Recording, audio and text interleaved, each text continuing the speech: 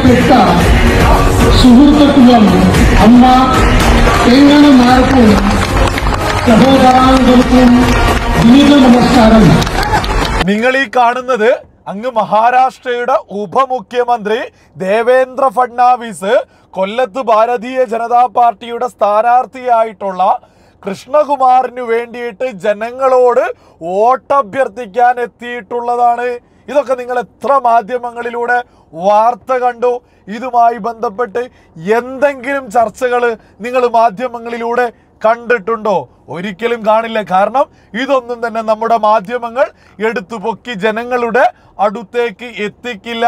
ഇതൊക്കെ ജനങ്ങൾ അറിഞ്ഞു കഴിഞ്ഞാൽ സുബോധമുള്ള ഓരോ ആളുകളും യാഥാർത്ഥ്യം തിരിച്ചറിയില്ലേ? കേന്ദ്ര നേതൃത്വം കൊല്ലത്ത് കൃഷ്ണകുമാറിനെയൊക്കെ സ്ഥാനാർത്ഥിയാക്കിയത് എത്രത്തോളം പ്രാധാന്യത്തിലാണ്, ആ കേന്ദ്ര നേതൃത്വം എത്രത്തോളം കൃത്യമായിട്ടാണ് കൊല്ലത്തേക്ക് ആളുകളെ പറഞ്ഞയക്കുന്നത്, അവിടുത്തെ ജനങ്ങളിൽ വിശ്വാസമർപ്പിക്കുന്നതിന് വേണ്ടിയിട്ട് എത്രത്തോളം പ്രാധാന്യമാണ് കൽപ്പിക്കുന്നത് എന്നൊക്കെ ഈ ഒരു വാർത്ത കേൾക്കുമ്പോൾ കൊല്ലത്തെ ജനം തിരിച്ചറിയുമല്ലോ. അതുകൊണ്ട് തന്നെ ഇതൊന്നും നമ്മുടെ ബഹുഭൂരിപക്ഷ മാധ്യമങ്ങളും വാർത്ത പോലും ആക്കില്ല എന്നുള്ളതാണ് യാഥാർത്ഥ്യം. നമ്മുടെ മാധ്യമങ്ങൾക്ക് എന്ത് വാർത്തയാക്കാനാണ് താല്പര്യം? ഞാനൊരു വാർത്തയൊന്ന് വായിച്ച് കേൾപ്പിക്കാം. പോസ്റ്റർ അടിക്കാൻ താമസം, സ്വന്തം പൈസക്ക് പോസ്റ്റർ അടിച്ചാൽ വിതരണവും ചെയ്യില്ല. BJP ജില്ലാ നേതൃത്വത്തിനെതിരെ പരാതിയുമായി കൃഷ്ണകുമാർ. ഇതൊരു വ്യാജ വാർത്തയാണ് എന്ന് കൃഷ്ണകുമാർ കൃത്യമായിട്ട് മാധ്യമങ്ങളോട് പറഞ്ഞിട്ടുണ്ട്.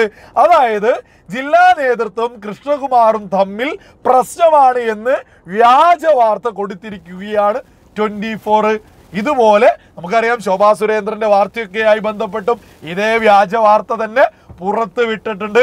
ഒരു യാഥാർത്ഥ്യമുണ്ട്, 24 ന്യൂസൊക്കെ ഇതുപോലെ സ്ഥാനാർത്ഥികൾക്കെതിരെ ഒരു വാർത്ത ഇറക്കിയാൽ ആ സ്ഥാനാർത്ഥി രക്ഷപ്പെട്ടു എന്നുള്ളത് തന്നെയാണ് യാഥാർത്ഥ്യം. കാരണം മറ്റൊന്നുമല്ല, ഭാരതീയ ജനതാ പാർട്ടിയൊക്കെ അവിടെ, അതായത് കൃഷ്ണകുമാർ കൊല്ലത്ത് വിജയിക്കാൻ പോകുന്നുണ്ട് എന്നുള്ളൊരു യാഥാർത്ഥ്യം, കൊല്ലത്തെ ഒരുപാട് വോട്ടുകൾ പിടിക്കാൻ സാധ്യത കൂടിക്കൊണ്ടിരിക്കുന്നു എന്ന യാഥാർത്ഥ്യം ഈ 24 ഒക്കെ മനസ്സിലാക്കുന്നതോട് കൂടിയിട്ട് പരമാവധി തമ്മിൽ തല്ലുണ്ടാക്കുന്നതിന് വേണ്ടിയിട്ട് ഇത്തരം വാർത്തകൾ അവർ മനഃപൂർവ്വം സൃഷ്ടിക്കാറുണ്ട്. ഇതൊക്കെ തന്നെ കേരളത്തിലെ പൊതുജനങ്ങൾ, പ്രത്യേകിച്ച് കൊല്ലം മണ്ഡലത്തിലെ സകല ആളുകളും തിരിച്ചറിയുകയും ചെയ്തിട്ടുണ്ട്. ഇതിൻ്റെ യാഥാർത്ഥ്യം വളരെ വ്യക്തമായിട്ട് തന്നെ കൃഷ്ണകുമാർ മാധ്യമങ്ങളോട് പറയുകയും ചെയ്തിട്ടുണ്ട്. ജില്ലാ നേതൃത്വവുമായി ബന്ധപ്പെട്ട് യാതൊരു പ്രശ്നവുമില്ല, അവരാണ് എനിക്ക് വേണ്ടിയിട്ട് സകല പ്രവർത്തനങ്ങളുമായിട്ട് മുന്നോട്ട് പോകുന്നത് എന്നും വളരെ വ്യക്തമാക്കിയിട്ടുണ്ട്. പ്രത്യേകിച്ച് ഈ 24 ന്യൂസൊക്കെ ഇതുപോലെയുള്ളൊരു വാർത്ത ഇറക്കിയാൽ സകല നിഷ്പക്ഷരായിട്ടുള്ള ആളുകൾക്കും വളരെ കൃത്യമായിട്ട്, പ്രത്യേകിച്ച് ഈ കൃഷ്ണകുമാറുമായി ബന്ധപ്പെട്ട് നിൽക്കുന്ന സകല പ്രവർത്തകർക്കും ആളുകൾക്കും വളരെ കൃത്യമായ ബോധ്യമുണ്ട് എന്നുള്ളത് തന്നെയാണ് യാഥാർത്ഥ്യം. അതായത് മഹാരാഷ്ട്രയുടെ ഉപമുഖ്യമന്ത്രിയായിട്ടുള്ള ദേവേന്ദ്ര ഫഡ്നാവിസ് ഒക്കെ നമ്മുടെ കേരളത്തിൽ എത്തുമ്പോൾ അത് വാർത്തയാക്കില്ല, അതൊരു ചർച്ചയാക്കില്ല.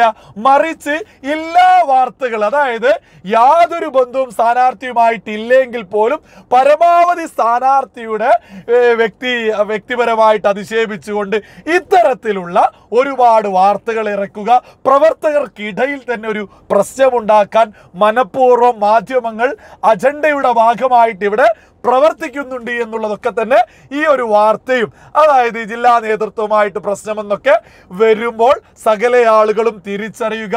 കൊല്ലത്ത് വളരെ വ്യക്തമായിട്ട് കളം നിറഞ്ഞു തന്നെയാണ് കൃഷ്ണകുമാർ മുന്നോട്ട് പോകുന്നത്. NK പ്രേമചന്ദ്രന് അവിടെ വടിവൊത്ത ഭാഷയിൽ സംസാരിക്കുക എന്നതിലപ്പുറം യാതൊന്നും ജനങ്ങൾക്ക് വേണ്ടി ചെയ്യുന്നില്ല എന്നുള്ളത് യാഥാർത്ഥ്യമാണ്.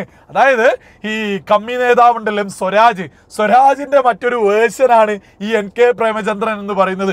വടിവൊത്ത ഭാഷയിൽ അങ്ങനെ സംസാരിച്ച് മുന്നോട്ട് പോകും. പക്ഷെ കൊല്ലത്തെ ജനങ്ങൾക്കോ കൊല്ലത്തെ തീരദേശങ്ങളുമായിട്ടുള്ള പ്രശ്നങ്ങൾ അഭിമുഖീകരിക്കുന്ന ആളുകൾക്കോ യാതൊരു ഉപകാരവും NK പ്രേമചന്ദ്രൻ ചെയ്തിട്ടില്ല എന്നുള്ളതാണ് യാഥാർത്ഥ്യം. ഇനി മുകേഷ് ആണെങ്കിലോ, എനിക്ക് ഭാഷയൊന്നും അറിയില്ല, ഞാൻ അവിടെ പോയിട്ട് അങ്ങ് അഭിനയിക്കുമെന്നാണ് പറഞ്ഞിട്ടുള്ളത്.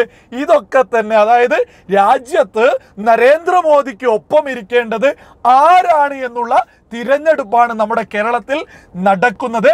അത് നരേന്ദ്രമോദിയുടെ സ്ഥാനാർത്ഥി തന്നെയാവുന്നതാണ് നിഷ്പക്ഷമായിട്ടുള്ള സുബോധമുള്ള ഏതൊരാൾ ചിന്തിക്കുമ്പോഴും മനസ്സിലാക്കേണ്ടത്.